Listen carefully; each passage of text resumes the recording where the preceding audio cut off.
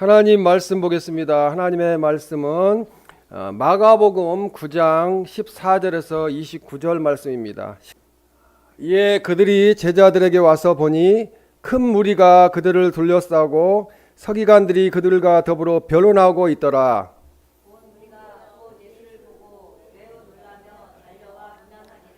예수께서 물으시되 너희가 무엇을 그들과 변론하느냐?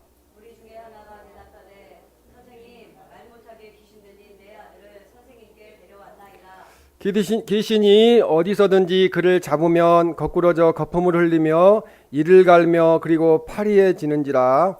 내가 선생님의 제자들에게 내쫓아 달라 하였으나 그들이 능히 하지 못하더이다. 대답하여 이르시되 믿음이 없는 세대여 내가 얼마나 너희와 함께 있으며 얼마나 너희에게 참으리요 그를 내게로 데려오라 하시매 이에 데리고 오니 귀신이 예수를 보고 곧 그 아이로 심히 경련을 일으키게 하는지라. 그가 땅에 엎드러져 구르며 거품을 흘리더라.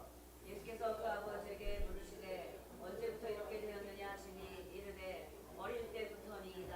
귀신이 그를 죽이려고 불과 물에 자주 던졌나이다. 그러나 무엇을 하실 수 있거든 우리를 불쌍히 여기사 도와주옵소서.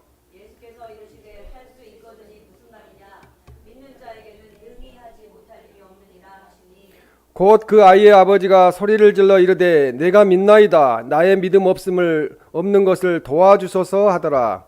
예수께서 무리가 달려와 보이는 것을 보시고 그 더러운 귀신을 꾸짖어 이르시되 말 못하고 못 듣는 귀신아 내가 네게 명하노니 그 아이에게서 나오고 다시 들어가게 하지 말라 하시매 귀신이 소리 지르며 아이로 심히 경련을 일으키게 하고 나가니 그 아이가 죽은 것 같이 되어 많은 사람이 말하기를 죽었다 하나. 예수께서 그 손을 잡아 일으키시니 이에 일어서니라. 집에 들어가심에 제자들이 조용히 묻자오되 우리는 어찌하여 능히 그 귀신을 쫓아내지 못하였나이까? 이르시되 기도 외에는 다른 것으로는 이런 종류가 나갈 수 없느니라 하시니라. 아멘. 고난을 이기는 길이라는 제목으로 하나님의 말씀을 전하겠습니다. 이 오늘 본문 말씀의 내용은 예수님께서 이 변화산에서 변화되셨는데, 이 변화산에서 내려오시니 산 아래에서 귀신 들린 그런 귀신 들려 가지고 간질로 인해서 쓰러지는 그런 아이를 놓고 예수님의 제자들이 어떻게 해야 될지 쩔쩔매면서 어떻게 고쳐야 될까, 어떻게 마귀를 쫓아내야 될까, 그렇게 고민하는 그런 소동이 일어나게 되었습니다. 이 아이의 아버지는 병든 자녀를 둔 부모의 심정으로 예수님이 병자를 잘 고치신다는 그런 소문을 듣고 왔는데, 예수님은 보이시지 않고 제자들만 있는데 제자들이 그걸 능히 고치지 못한다는 것을 알게 되었습니다. 그래서 본문 마가복음 9장 14절에 보면은 이에 그들이 제자들에게 와서 보니 큰 무리가 그들을 둘러싸고 서기관들이 그들과 더불어 변론하고 있더라, 이렇게 말씀합니다. 16절에 예수께서 물으시되 너희가 무엇을 그들과 변론하느냐, 이렇게 물어보셨어요. 이와 같은 상황에서 예수님이 오시니 제자들은 이제 안도의 한숨을 이제 내쉬게 됩니다. 주님은 지금까지 다 고치셨고 마귀도 쫓아내셨기 때문에 그렇습니다. 그렇게 예수님이 오시니까 이 아이의 아버지가 달려와서 예수님 앞에 이렇게 말을 합니다. 마가복음 9장 17절에 무리 중에 하나가 대답하되 선생님, 말 못하게 귀신 들린 내 아들을 선생님께 데려왔나이다. 아버지가 그렇게 예수님께 말씀을 드렸습니다. 그곳에는 사람들이 많이 모여 있었어요. 서기관들도 모여 있고 유대인들, 또 유대 지도자들도 모여 있었습니다. 그리고 제자들도 있었어요. 그런데 그 누구도 그 상황을 보고 말을 못하고 고쳐주지도 못하고 침묵하고 있는 상태였습니다. 그러나 귀신 들리는 아들의 아버지는 무리를 헤집고 달려나왔다는 거죠. 급하니까요. 우리 아들을 고쳐야 되니까. 그래서 숨김없이 그간에 되어진 일들을 예수님께 말씀을 드렸습니다. 마가복음 9장 18절에 보면 귀신이 어디서든지 그를 잡으면 거꾸러져 거품을 흘리며 이를 갈며 그리고 파리해지는지라 이렇게 말씀합니다. 내가 선생님의 제자들에게 내쫓아달라 하였으나 그들이 능히 하지 못하더이다 이렇게 말씀을 하는 거예요. 이 아버지는 자기 아들에 대한 귀신의 만행을 그 아이를 사로잡아 넘어뜨린다고 이렇게 말씀을 했습니다. 그 아이는 이렇게 설명한 거 보니까 간질에 걸려서 자꾸 쓰러지고 넘어지는 그런 상태였다고 볼 수 있겠습니다. 그래서 저도 예전에 교회 출근하다가 길바닥에 학생이 이렇게 교복을 입고 쓰러져서 막 떨고 있는 거예요. 그래서 이제 저도 예수님이 하셨던 것처럼 그냥 지나칠 수가 없어서 내가 주 예수 그리스도의 이름으로 명하노니 물러가라고 막 깨끗이 치료해달라고 그렇게 했는데 그 얘기가 이제 좋아졌어요 많이. 그래서 이렇게 일어나가지고 이제 가게 되는데 하나님의 능력에 의하면은 무슨 일인지 할 수 있다는 그런 모습을 보여주고 있습니다. 그러나 이 제자들은 믿음이 없었어요. 그리고 능력이 부족했어요. 그래서 능히 이 귀신을 쫓아내지 못했습니다. 마가복음 9장 22절에 보면은 무엇을 하실 수 있거든 우리를 불쌍히 여기사 도와주옵소서 이렇게 말씀합니다. 이 아버지는 분명히 예수님이 이적과 기적을 행하시고 죽은 자도 살리시고 여러 가지 사건들이 일어났다는 것을 병 고치는 은사로 많은 걸 고치셨다는 것을 알고 있었음에도 불구하고 믿음의 고백을 한 것이 아니고 무엇을 하실 수 있거든 이렇게 이야기했어요. 그냥 고쳐달라고 했어야 되는데 믿습니다 하고 그래서 자기가 믿음 없는 것을 시인하는 거죠. 그래서 불쌍히 여겨달라고 이렇게 이야기를 하는데 9장 23절에 보면 예수께서 이르시되 할 수 있거든이 무슨 말이냐 믿는 자에게는 능히 하지 못할 일이 없느니라 이렇게 말씀합니다. 그런데 이 세상에 인간의 힘으로 할 수 없는 일들이 참 많이 있습니다. 우리가 이렇게 살다 보면은 이건 진짜 어떻게 할 수가 없구나. 근데 사람의 마음을 움직이는 것도 우리 마음대로 할 수는 없고 하나님이 하셔야 되는 일입니다. 그런데 이 나폴레옹은 말하기를 내 사전에는 불가능이란 없다고 이렇게 이야기를 했어요. 근데 뭐 나폴레옹도 불가능이 있어서 패배하게 되었는데 그리고 이제 우리 주변에 살다 보면은 만병통치 또 만사형통 그 다음에 만사해결 이런 이야기들을 자주 듣게 됩니다. 그러나 말대로 인간의 힘으로 되는 것이 아니라는 거죠. 인간의 힘으로는 만사형통, 만사해결이 될 수가 없습니다. 왜냐하면 인간은 피조물이기 때문에 창조주이신 하나님을 의지하지 않고는 우리가 어떤 일을 다 할 수는 없다는 것입니다. 그러므로 이 고난을 이기는 비결이 무엇인가를 오늘 본문 말씀을 듣고 우리가 알아보고 고난을 이기고 승리하는 우리 모두가 되시기를 주님의 이름으로 축원합니다. 첫 번째는 오직 믿음이 자꾸 강조하는 거지만 오직 믿음이 고난을 이기는 길입니다.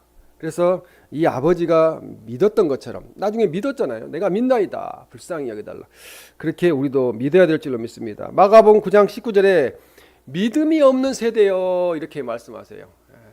예수님께서 믿음이 없는 세대. 지금 이 세상을 향해서도 예수님은 믿음이 없는 세대여라고 말씀하고 계실 거예요. 그래서 이 믿음이 없는 세대라는 것은 제자들이 병을 고치지 못했다는 말에 대한 예수님의 반응이 제자들이 3년 동안 따라다니고 그렇게 이적과 기적을 보고 성경 공부도 매일 했겠죠. 그렇죠? 그랬는데도 믿음이 없는 것을 보고 제자들에게를 향해서도 탄식하시면서 하신 말씀이고 모든 사람을 향해서 믿음이 없는 세대여라고 말씀을 하셨습니다. 그래서 믿음이 없다는 것은 단순히 믿음이 아예 없다는 이야기는 아니에요. 믿음이 약한 상태를 믿음이 없다고 그렇게 말씀합니다. 그래서 어디 가서 우리가 예수님 믿습니까? 그러면 제가 믿음이 약합니다. 이런 이야기 하시면 안 돼요. 저 예수님 확실히 믿습니다. 이렇게 하셔야 돼요. 믿음이 약하다 그러면 믿음이 없는 세대라는 예수님의 말씀을 듣게 됩니다. 그리고 이 세대라는 것은 족속을 이야기하고 자손을 이야기하고 그리고 동시대 사람들을 이야기해요. 그럼 지금 사람들에게도 예수님은 믿음이 없는 세대여 그렇게 말씀을 하신다는 것입니다. 그래서 이 예수님께서 책망하신 대상이 믿음이 없는 세대라는 거죠. 믿음을 갖고 있지 않는 모든 사람들을 향하여 말씀을 하셨습니다. 마가복음 9장 20절에 귀신이 예수를 보고 곧 그 아이로 심히 경련을 일으키게 하는지라. 그냥 예수님이 아무 말씀도 안 했는데 귀신이 예수님 보고 이제 떠는 거죠. 쉽게 이야기하면 아이를 경련을 일으키게 합니다. 또 마가복음 1장 26절에 보면 이렇게 나와 있습니다. 더러운 귀신이 그 사람에게 경련을 일으키고 큰 소리를 지르며 나오는지라.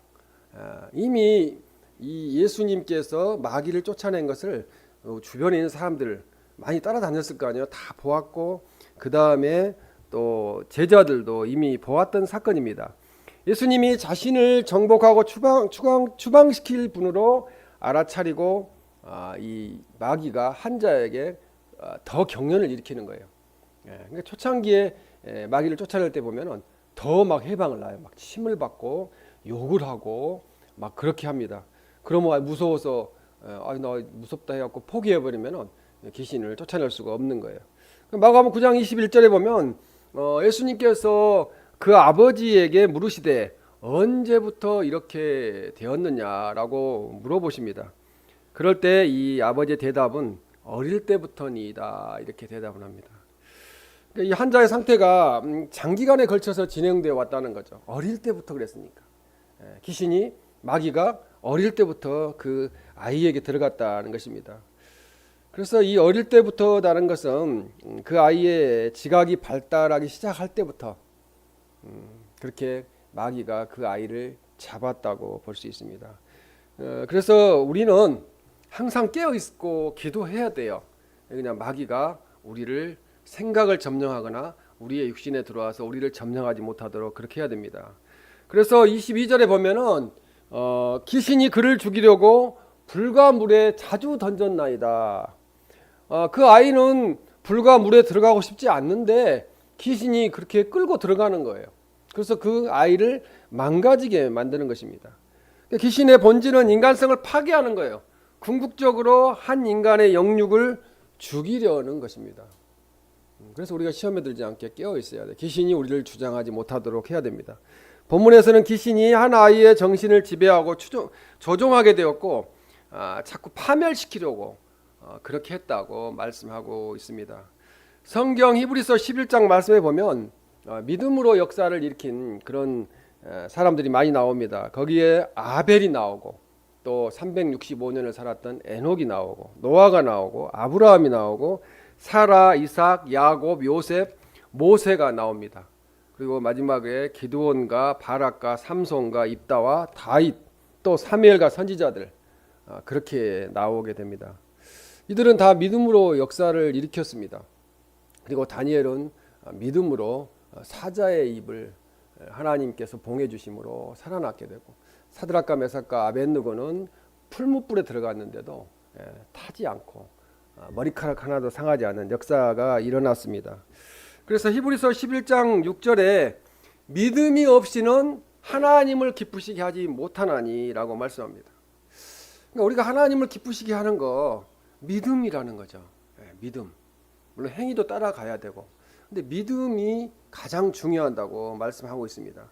그래서 히브리서 11장 6절 하반절에 보면 믿어야 할지니라 이렇게 말씀합니다. 상 주시는 이심을 믿어야 할지니라. 또 12해를 12년을 혈루병으로 앓던 여인이 그냥 예수님의 옷자락을 만지기만 해도 고침을 받겠다. 그렇게 생각해서 예수님 모르게 옷자락을 만졌는데 고침을 받는 역사가 마태복음 9장 22절에 나와 있습니다. 예수께서 돌이켜 그를 보시며 이르시되 따라 안심하라. 내 믿음이 너를 구원하였다. 그렇게 말씀을 하셨습니다. 또 마가복음 2장 5절에도 믿음을 보시고라고 말씀합니다. 제가 베트남어를 읽을 수 있다면 딱 좋겠는데 베트남어는 모르니까 믿음을 보시고 이 예수님께서는 병자를 고치실 때 항상 믿음을 보시고 고쳐주셨다는 거죠. 그러니까 우리의 삶이 변화가 되려면 믿어야 됩니다. 믿으면 변화가 일어나고요. 기적이 일어나게 됩니다. 제자들이 믿음이 약할 때는 저들의 믿음 없는 것을 꾸짖으셨어요. 믿음이 없다. 믿음을 가지라. 그리고 베드로가 무리로 걷다가 물에 빠졌을 때에도 예수님께서는 베드로를 건져주시면서 하신 말씀이 마태복음 14장 31절에 믿음이 작은 자여 왜 의심하였느냐. 믿으면은 그대로 될 줄로 믿어야 되는데 의심하니까 두 마음을 품으니까 그게 이루어지지 않았다는 것입니다. 그리고 믿음이 좋은 사람은 항상 칭찬해 주셨어요. 예수님께서는. 그래서 하루는 예수님께서 가버나움에 가셨을 때 백부장이 자기 하인이 병들어 죽게 되었으니까 고쳐달라고 간절히 청하는 그런 말씀을 예수님께 드리게 되었습니다. 그러니까 예수님이 이 이방인인 로마의 백부장이 지금으로 말하면 중대장급이죠. 이 백부장이 구한 거에 대해서 칭찬을 하셨어요.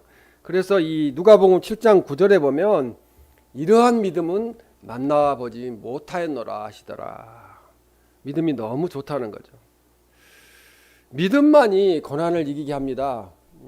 우리에게 고난이 있다면, 시험이 있다면, 환난이 있다면 내 믿음을 점검해 봐야 돼요.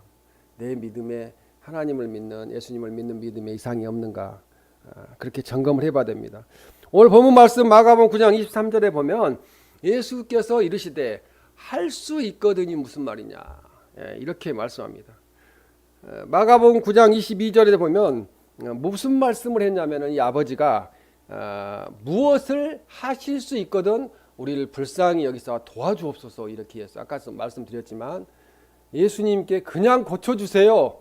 예수님은 모든 만병을 고치시잖아요. 마귀도 쫓아내시잖아요. 이렇게 이야기했어야 되는데 내가 믿습니다 했어야 되는데, 그래서 무엇을 할 수 있거든이라는 이 말은 그 아버지의 믿음이 부족하다는 것, 결핍하다는 것을 드러내주는 말씀이라고 볼 수 있겠습니다. 그래서 마가복음 9장 23절에 이렇게 말씀합니다. 믿는 자에게는 능히 하지 못할 일이 없느니라. 한자 아버지가 예수님께 고쳐주실 것을 믿어야 된다는 거죠. 우리 부모님 신앙이 그래서 중요해요. 믿어야 된다는 거죠. 자식들도 또 결국은 믿게 됩니다.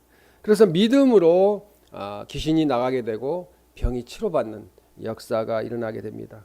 그래서 믿음을 가진 사람에게는 모든 것이 가능하다는 거죠. 하면 할 수 있어요. 뭐든지. 나는 못합니다. 이렇게 할 필요가 없고, 찬양 못하지만 또 세워주시면 하잖아요. 또 말씀도 저도 처음에는 목회자가 돼서 여기 강단에 서는 걸 되게 떨었어요. 어떻게 내가 무슨 말씀을 전달하지? 그러나 할 수 있거든이 무슨 말이냐? 예전 성경에는 믿는 자에게는 능치 못할 것이 없느니라. 믿는 자는 다 할 수 있다는 거죠.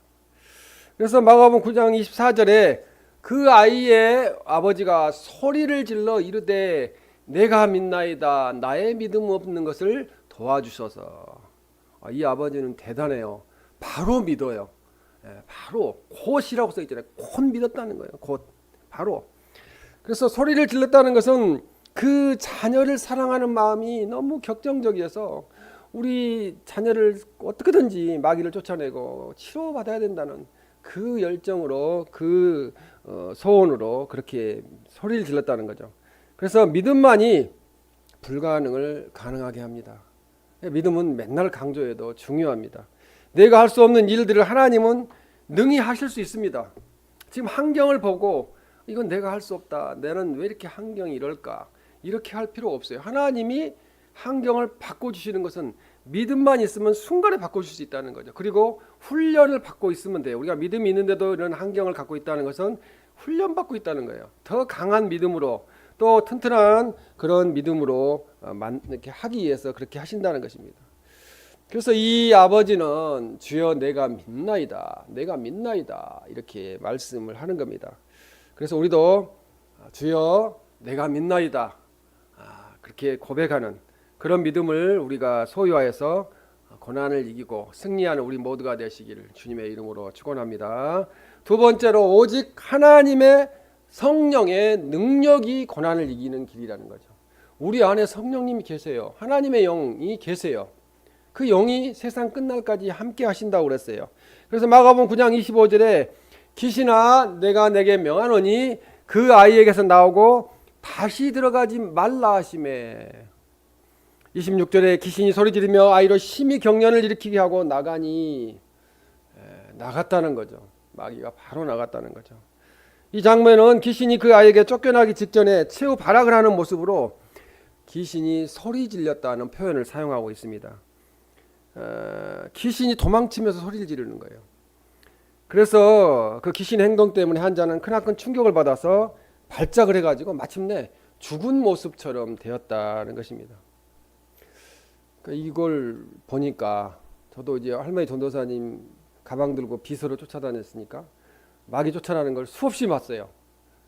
수없이 봐서 저도 이제 전번에 부목사로 있을 때 예배 드리는데 어떤 권사님도 그렇게 되더라고요. 권사님이 갑자기 막 악을 쓰면서 예배를 방해하고 막 난리가 났어요. 그래서 이제 부교육자들이 모시고 이제 목양실에 가가지고 이제 기도하기 시작했어요. 기도해도 안 나가는 거예요. 찬송하기 시작했어요. 그래도 안 나가요. 그래서 제가 강력하게 외쳤어요. 주 예수 그리스도 이름으로 명하노니 당장 이 사탄 마귀야 나가라 하고 외쳤는데 나갔어요. 그러니까 믿는 자에게는 능히 하지 못할 일이 없다는 거죠. 우리는 힘이 없어요. 예수님이 하면은 그렇게 하실 수 있다는 거죠. 그래가지고 그냥 바로 예배당에 들어가서 예배드리는 그런 역사가 있었습니다. 그래서 마가복음 9장 27절에 보면 예수께서 그 손을 잡아 일으키시니라고 말합니다. 손을 잡아서 일으키니까 그냥 일어나는 거예요. 이제 다 치료가 된 거예요. 이 사람들이 죽었다고 생각되어질 정도로 기진맥진한 환자가 예수님이 직접 손을 잡아 일으켜 주시니까 이게 살아난 거죠. 다 깨끗이 치유받고 이제는 원래 태어났을 때 본 모습으로 돌아가게 되었습니다. 스가랴 4장 6절에 보면은 오직 나의 영으로 되느니라 그래요. 우리 누구든지 할 수 있어요. 누구든지 할 수 있어요. 제가 눈이 아파가지고 고등학교 때부터 고통을 받으니까 우리 김미순 권사님이라고 그분이 돌아가신 지가 오래됐어요. 우리 할머니와 같이 마귀 쫓아내는 부대, 그러니까 신방 부대였는데 막 여기 눈을 막 그냥 막 이렇게 손가락으로 막 이렇게 막 마사지를 하면서 이 사탄 마귀야 물러가라 막 그렇게 하시더라고. 근데 그게 이제 모든 게 마귀가 하는 건 아니에요. 모든 게 마귀가 하는 건 아닌데 일단 마귀를 제어하고 시작하는 거죠. 예수님의 제자들은 예수님과 3년간이나 동고동락을 했어요. 예수님으로부터 각종 능력도 받아서 전도를 하기도 했어요. 그러나 저들이 성령 받기 전에는 담대하지 못했어요. 벌벌 떨고 무서워했어요. 또 믿음이 없었습니다. 그래서 예수님이 잡히실 때 제자들 모두가 뿔뿔이 흩어져 가지고 도망가 버렸어요. 무서우니까. 그리고 베드로는 예수님이 미리 힌트를 주셨잖아요. 내가 다 굴기 전에 나를 3번 부인하리라. 그러면 정신을 차리고 나 부인 안 해야지 하고 깨어 있어야 되는데 딱 3번 부인했잖아요. 다 굴기 전에. 그렇게 3번씩이나 모른다고 부인을 했습니다. 그래서 우리는 성령을 받아야 담대해져요. 성령 충만해야 돼요. 성령의 능력으로 우리가 하나님 일을 해야 돼요. 내 능력으로 하는 거 아니에요. 이와 같이 제자들이 오순절날 성령을 받고 180도로 변화가 되었어요. 딴 사람이 되었어요. 우리는 다 성령을 받았어요. 우리 세례받고 성령 세례받고 다 받았습니다. 그러니까 우리 안에 성령님이 계세요. 그러니까 길거리 가다가도 누가 뭐 보든 말든 그냥 성령님하고 하나님하고 부르면은 우리 안에 있는 성령님의 역사가 일어나게 됩니다. 예수님이 잡히실 때 그런 비겁한 모습을 보였던 제자들이 마가의 다락방에 성령의 놀라운 불길 같은 성령이 임함으로 저들은 두려워하지 않는 사람이 됐어요. 심지어 죽음까지도 두려워하지 않았습니다. 오히려 협박을 당할 때 베드로와 요한은 사도행전 4장 19절에 보면 하나님 앞에서 너희의 말을 듣는 것이 하나님의 말씀을 듣는 것보다 옳은가 판단하라 이렇게 말을 하겠습니다. 예전 같으면 그렇게 말 못하겠죠. 담대히 이야기했습니다. 그래서 예수님은 미리 아시고 승천하시기 전에 부탁을 하셨는데 성령으로 사도행전 1장 5절 말씀에 보면은 성령으로 세례를 받으라 그렇게 말씀을 하셨습니다. 성령 받은 제자들은 밖으로 나와서 열심히 예수님을 증거하였고 사마리아로 다메섹으로 그리고 아시아로 땅끝까지 흩어져서 복음을 증거하게 되었습니다. 그리고 가는 곳마다 기사와 이적이 일어나게 됐어요. 베드로도 3,000명을 변화시키고 구원받게 그렇게 변화시키고 금과 은은 내게 없거니와 내가 내게 있는 곳으로 너희에게 주노니 나사렛 예수 그리스도 이름으로 일어나 걸으라. 그러니까 안전병이가 걸었는 그런 역사들도 일어났습니다. 그래서 이 제자들은 핍박을 당해도 또 심지어 순교를 당해도 기쁨으로 하나님의 사역을 감당할 수 있었다고 말씀을 하고 있습니다. 세 번째로 오직 기도만이 고난을 이기는 길입니다. 마가복음 9장 28절에 보면은 우리는 어찌하여 능히 그 귀신을 쫓아내어 내지 못하였나이까 라고 질문합니다. 그러니까 29절에 예수님이 대답하십니다. 이르시되 기도 외에 다른 곳으로는 이런 종류가 나갈 수 없느니라. 기도 외에 다른 곳으로는 마귀를 쫓아낼 수가 없느니라. 그렇게 말씀합니다. 기도만이 가능하다는 거죠. 우리는 기도가 가장 중요하다는 거 알고 있지만 기도를 많이 못하게 되고요. 또 많이 한다고 응답하시는 건 아니에요. 짧게 해도 진실한 마음으로 기도를 한다면 하나님이 그렇게 응답을 즉각적으로 하시게 됩니다. 그래서 기도는 어떤 초능력적인 힘을 나타내는 수단으로 이해되는 것이 아니라 하나님과의 바른 관계를 회복하는 것이 기도예요. 하나님과의 바른 관계가 회복이 된다면은 기도는 5분을 하든 1분을 하든 그건 완벽한 기도가 될 수 있습니다. 성경 열왕기하 20장 6절에 보면 내 날에 15년을 더할 것이며, 그러니까 히스기야 왕은 병들어 죽게 되었을 때 하나님께 부르짖어서 무려 15년 동안이나 더 살게 되는 생명을 연장하는 역사를 응답을 받게 되었습니다. 요나 3장 5절에 보면 하나님을 믿고 금식을 선포하고, 니네 사람들은 지금 시리아인데요. 예수님 안 믿는 사람들이었어요.